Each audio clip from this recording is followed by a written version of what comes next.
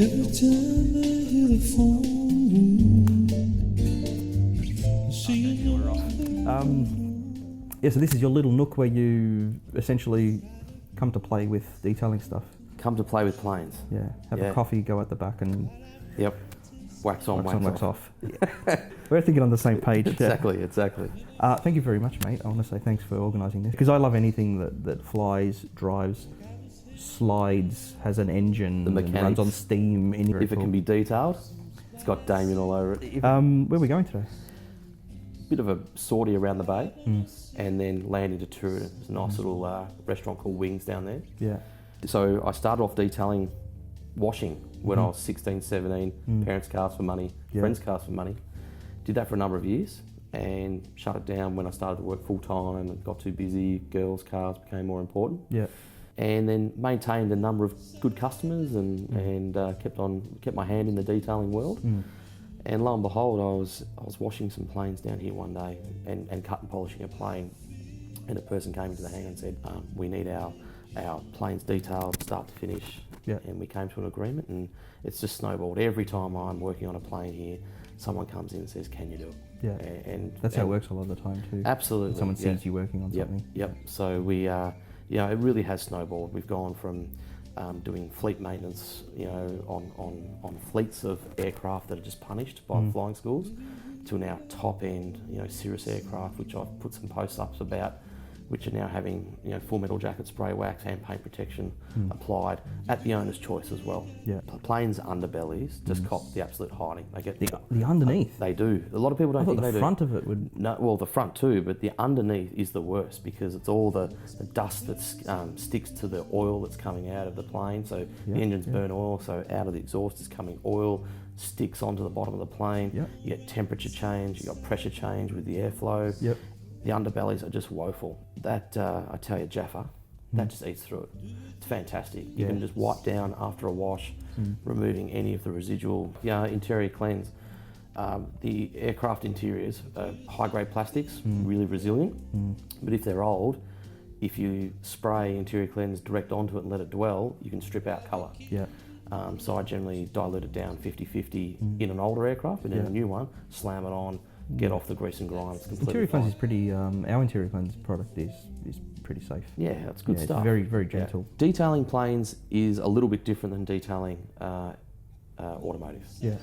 And the reason is because the condition of the aircraft are generally substantially worse than most cars. Yeah, that's true. Yeah. I didn't know that until I walked out there and had a look at some. We showed you around, yeah. Yeah, in your videos they look kind of good before. Yep. But if you get up in the flesh and have a close look at what's going on there. We're looking at one extreme out there, but the paints are always 2-pack acrylic generally. And with all the aluminium paneling, you can get separation gaps and things like that. Uneven edges, the amount of rivets that paint's worn down on that you don't want to cut through. They're not the big flat surfaces you think. You don't just get out there with a 10-inch pad and go nuts. There's a lot more detail than you'd find on a Volkswagen Audi product, which is just slab very much so. Yep, absolutely.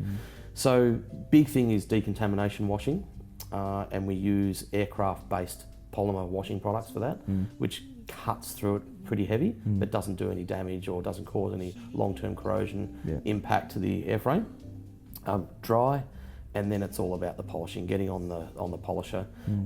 We're aiming for a 3 to 5 yard appearance here, so this is not swirl perfect. This is marring. We tend to not have marring issues because we finish down quite well. Yeah.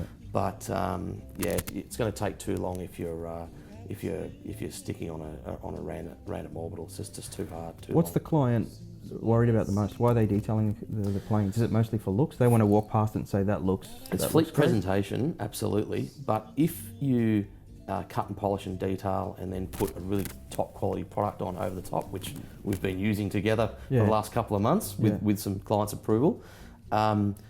When we get them through the second 12 months, so I'm now doing the second 12 months of run with a particular fleet, the workload and the quality is now the workload is reducing and the quality is remaining. Yeah. So the water beading effects, the protection effects are there. Yeah. So we're needing to do heavy cuts, sometimes multiple times to remove oxidization, chalking, big scratches.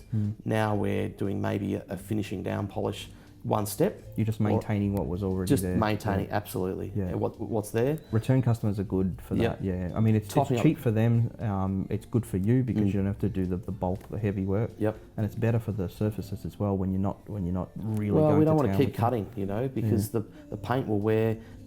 They're kept out in the open generally 100% of the time. This shows how little, though, I know of what you do for a job, because I thought it would be the opposite. I thought they'd be doing them for maintenance of those surfaces. See, for me, and I know nothing about them. I'm still learning heaps, and I reckon I'll have a completely different view by the end of today than I would when I walked in here. But I would have thought it would be so you can see out of the cockpit easier. Yep. So you could see through the glass. The perspex, easier. That would be something. Yeah? Sometimes trying to keep bugs off and if you're staring into the sun, and it's all marred, you have no clarity, and therefore but do you really need that, or you're using instruments more than you're absolutely right. Line of sight. If they get bugged, they're cleaned with a stiff bristle broom, and it just buggers everything. On perspex. Yeah, on perspex, on paint, you name it. Rubber. This is polycarbonate we're talking about. Yeah. Yep, absolutely. Yeah. And it just scuffs it up. It looks like you've just rubbed raw bicarb soda into it with a polisher. See, if I was the head of a governing body, I'd say that's it. None of that. Yeah. You cannot clean these screens because it affects. But then again, do you really need perfect line of sight, or you're using absolutely instruments to fly? Yeah, no. So there's two different levels of flying. There's what we call visual flight rules, which we're flying under today, which is basically timing yourself to get to certain areas, looking at the map, looking at the ground, making sure you're there. Yeah. And then instrument flight rules, which is more of your commercial operations. Even private pilots do it as well. It's a lot more technical. But even then, you need visual line of sight to come in and land and take off as well. Yeah. So, you're absolutely right. So maintenance is one thing. You can't drive a car with a certain amount of stone chips in it. Yeah. And you shouldn't, and this should be legal, you should have some kind of coating on the outside of your screen. It should be baked on the menu, or what they should do, because it's good for us. Force people to apply these coatings. I don't use windscreen wipers anymore, not because I don't want to use them for some reason. It's just, it's clearer and easier for me not to have them in the way. So I have a lot of clarity and contrast because I have FMJ on the front screen. Yep. And I think that's even more important on a plane. Well, on a plane, the one that we're flying in today puts along at a very slow 240 k's an hour. Yeah. So if rain's hitting that windscreen and bugs are hitting the windscreen, they're flinging off straight away. Yeah. So it's not too bad in that respect. But certainly, absolutely. One of the things about fleet presentation is bugs and grime from runways and dust and oil from the engines. Yeah. So being able to have a surface that's well protected, which makes it easier to remove that stuff over a period of time before they next get overhauled. Yeah. To be honest, not very many people will go to the extents that a couple of companies that I'm doing work for will, or private owners will. They just leave them out there, and every 10 years they'll respray and put new windows in them, and that's that. Yeah. They think that that's built into the cost of their ownership, when the reality is a little bit of care every 6-12 months would defer that cost so long. But regardless of the cost, every time you go out, you want the cleanest, clearest windscreen, and you want it to be actively clean. Yep. If it's all marred up, it's going to become dirty gradually along the flight, and then you can't get out there mid-flight and clean it. Yep. Whereas if you had a coating and the surface was in good condition, one or the other, preferably both, the surface was very good condition, i.e. no marring, and you had a coating on, you're actively keeping it clean throughout that flight. And for me, that would be a safety. That's not comfort. That's a safety thing. True. And you'd want that more than you'd want the 5-foot look when it's landed and it's parked here. Yep. That's a good point. The other thing Peter, we've coated his Cirrus with full metal jacket paint protection. It's come up absolutely amazing. Yeah, that did look good. It's now got 3 layers of super concentrate. Concentrate. Oh, you're using the special one that we developed. Special one. Can't tell everyone about it yet. Well, we might be able to. Not yet. We're working on that. We're playing with it. Yeah. That's at 3 coats now. Yeah, nice. And he said that's given him an extra 4 knots, so it's at 8 k's an hour, which really we don't think is huge. That really translated it into an actual benefit to speed. Unreal. That's good to hear. So he's got the choice of using that speed or offsetting a small amount of fuel burn. And you might think, oh, well, a litre or 2 have saved, isn't that much in an aircraft. Absolutely it is. Trust me, over a very long trip to, say, Hamilton Island and back, at $2.50 a litre, for fuel, it adds up. A lot of detailers try to get into aviation, and the first thing they'll get asked is, do you have a pilot's license? And if they say no, it doesn't necessarily mean that you can't detail a plane, but there's specific things that you will learn as a part of your pilot's license about things you can't touch and where polish can't go on. Yeah. Because detailers should know that about cars too, which they don't often know. Yeah, absolutely. You should know that you shouldn't be able to put products like, which I won't mention, but corrosive products on brakes. Yep, They absolutely. shouldn't go on there. They go on there all the time. Yep. They shouldn't. They're brakes. for Christ's sake. Consumers washing wheels with caustic Yeah. chemicals Well, on hot brakes. If you've It's got, just the worst. I mean, even not hot, but if you've got a product that rusts metal and you're spraying it all over your brakes, this is what stops you from killing yourself, right, and killing others. You're allowed to do that. That's crazy. Yeah. That doesn't make any sense. So for the same reason, you should know and care and be a plane enthusiast, so you properly understand how to do your job. If you filled a static valve or a pitot valve with some polishing dust or some other contaminants, and that pilot was a young, inexperienced pilot who just took off and didn't recognise that there were some issues, you could very well kill them. Yeah. And it's quite simple to do. Yeah. Let's do it. Yeah, I think we're done. We should go out and have a look at the plane. Let's do it. All right. Just gotta chuck it in. All right. All right. Hello, Pete. How you going? So good to have you here today, mate. Thanks, mate. Because it's Australia Day, Of course. we're drinking VB, which I reckon is an awesome beer because some people have a problem with it. I don't know why, but I reckon it's a fantastic beer. Happy Australia Day. Happy Australia, mate. Cheers. Doesn't that taste good? Delightful. Hey guys, welcome to Friday Night Live for Friday the 26th of January, Australia Day. We're here with Peter from Dynamic Steel Frame, and Peter built this kind of. Kind of. Well, we built it, but We manufactured it. we manufactured all the steel, Yeah. which was a godsend, mate, because I've been wanting to do this for 10 years, right? The clean room. My idea to have this room that was climate controlled and humidity controlled and completely sealed has been coming for a long time.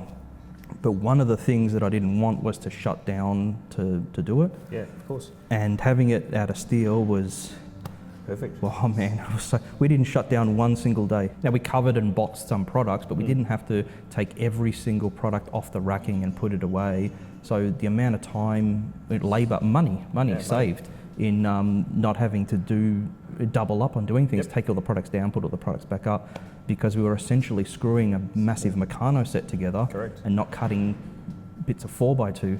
And then cleaning it all up. And the clean up, then a bin. Planing it and packing it and making it straight. Yeah. Hiring a bin and having that take up 3 car spots for a while. That was amazing. And most of it went together with just 2 people. Yep. The room doesn't look as pretty as I thought it would be, which is fine, completely fine, because it's all about function over what it was meant to look like. We were meant to have tapered sides, and we had all these cool ideas to make it look better, but it looks and it is the way it is because it serves a purpose. It works. Yeah. I mean, it's completely sealed. It's all caulked. And have you done anything like this? I've done a couple of office fit outs, like small office fit outs. And interestingly, we just did a dyno for Race Pace in Bayswater, best GDR specialist in the world. Can we show some photos of that? We most Are we certainly allowed can. to? Yeah. Yeah, of course.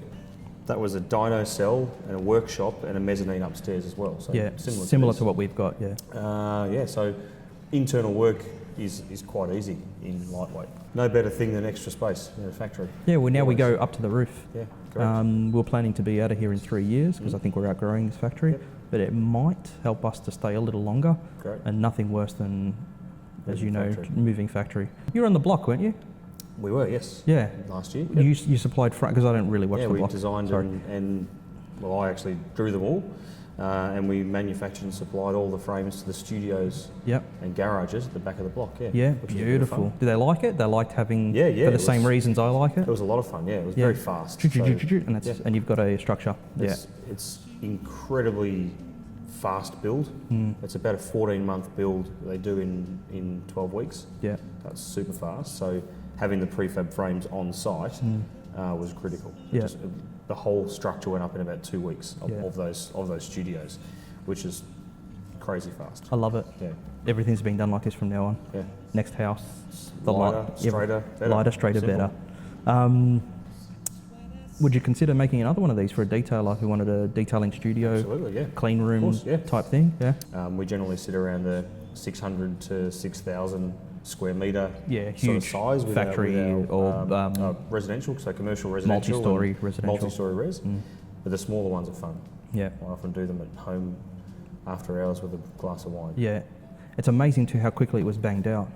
I said Yeah. we need something roughly like this, and then you said like this, Yeah. and we were able to have a look at it and we said Spin that's around exactly it. what we want. Yeah. And a few days later, the materials were in the yard. Yep. And then we just brought the materials inside, a couple of blokes, Two guys and to started lift it, started up it putting goes. it up Yeah. with an impact. Yep. That's all you need. Unreal. Impact driver and screws. Unreal. It was so good, mate. Not one day shut down, and we're done. With only 260 working days in a year, Yeah. that's really important. Let's talk about your cars. Cars. You've been detailing my cars for many, many years. Yeah, you do a pretty good job yourself. Average job. My first proper car was a VN Commodore, a V6 5-speed VN Commodore, which back in '96 Yeah. was a pretty quick little car. Oh, right, that'd be pretty rare. Yeah. Most it of those was would have come out with an auto autos, box. yeah. So Yeah. there wasn't many of them, and it was the absolute Povo pack possible. I started with a Commodore. Yeah. Yeah. But it wasn't a Povo pack, it was the Calais, The mate. Calais. Oh, Yeah. there you go. It was a VL Calais. Nice one. I had I love that 14 thing. Steelies on it. Everything standard. By the time I'd finished with it, it had interceptors lowered, black bumper bars, big clutch, big suspension, better brakes, SS interior, Nice. dash, great big stereo. You know, love that car. Why'd you get rid of it? Love that car. Because of work, essentially. It was, Yeah. you can't really pick up customers and drive them around Victoria in a loud, angry, Yeah. manual V6 Commodore. Need something more professional. Yeah, so I Yeah. bought a VS Series 2 Calais in Burgundy with the silver strip around the bottom, which was Yeah. nice. Didn't have that for long because I decided I needed a Skyline. So I bought a 98 R34 Skyline, GTT rear-wheel drive. That's the one you had when I first met you. That's right. Yeah. Used to bring that down to Brunswick. just Yep. about every For a weekend. wash, yeah. And when you were starting this place, you used to bring clients to my cafe. That's right, yeah. When I had my first meeting about starting, that was a previous one, about starting FrameCAD's offices in Australia, I used your cafe as a meeting point for it, which Yeah. was a bit of fun. Yeah. Yeah, It's that really one- good too to see you go through the Progression. because I've been in business so long, so I've seen all these people their businesses grow, young kids that are now married and got kids and stuff, and to see all that come about. But I remember those little meetings you had there. Yeah, Yeah, it's good Yeah. fun. It's good to see where you come because you've done very well. We're getting there. We're Done getting it there. properly too. A properly good businessman. Tell me about the lights. The lights are important because the lights aren't diffused. Okay. So we've seen a lot of rooms like this. They're nothing like this, but they're just little areas where you detail cars in that have got fluoro tubes and things like that, which are not good for detailing. They're such a soft, diffuse light, you just don't see imperfections.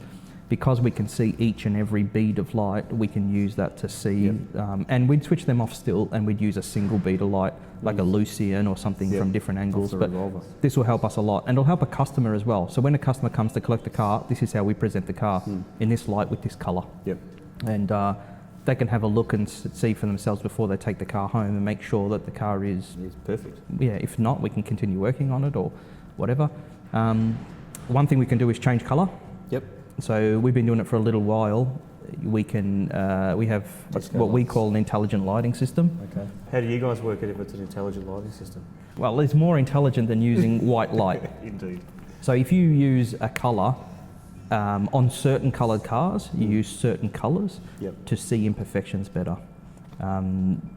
So yeah, you'll notice imperfections on a silver car if you use green light. I think it is. I have to go back to the What do manual. you use on white? White, I think, is red. Okay. Yeah, but if you just cycle through the lights until you can see the imperfections at its worst, it's looking its worst, then you use that colour light to remove that imperfection. Then you switch back to white at the end and just check that it's white. And we still would check the car outside in sunlight. We'll check the car with halogens. We'll check the car with other types of LEDs. But to be able to cycle through the colours and pretty much any colour, we can get almost any colour out of this. But main RGBs for cars for paint correction. Yep. It doesn't make a huge difference on what we were doing. But since our detailing is just always about getting those little incremental Extra steps for 1%. just squeezing as much as we can out of it and staying ahead of the curve as much as possible. I don't think anyone has gone to this much trouble anywhere in the world. If they have, I haven't come across it. Yeah. A completely sealed room, and I mean completely sealed. See the strips down there? Yeah. Everything corked. Surround sound in here. Yep. We've got a climate controlled, humidity controlled space for us to also just to feel comfortable. I like detailing cars in winter. Yep. I like it. I'm going to set it at about 15 degrees in here. I like it chilly Yeah, right. because you're working and I like being in a fresh environment. Sure. I hate room temperature, working on cars at room temperature, and I hate humidity. It kills me. I reckon it fatigues you, and you end up working less efficient as you go on through the day. So this will just make us even more efficient. It'll be able to keep costs down for customers and keep the quality up as high as you can get it. Sure. Yeah. What do you reckon? Brilliant. I love it. Special, I'm bringing all my isn't cars it? here. Yeah. We should have done it. We should have done it earlier. It was 10 years I was thinking about doing it, and we finally got it done. Yeah. I think having you just put it over the edge, have it so easy, an uninterrupted time frame that we could put this thing together. Yeah. Very, very happy. I'm happy I could help. Thank you very much, mate. Pleasure, mate. Anytime. Enjoy the rest of your Australia Day. Thank you very much. Have a safe weekend. More of the VB, mate. Yeah, let's go. Let's do it. See you guys. See you later. Bye. Every time I hear the phone ring, I see another and another.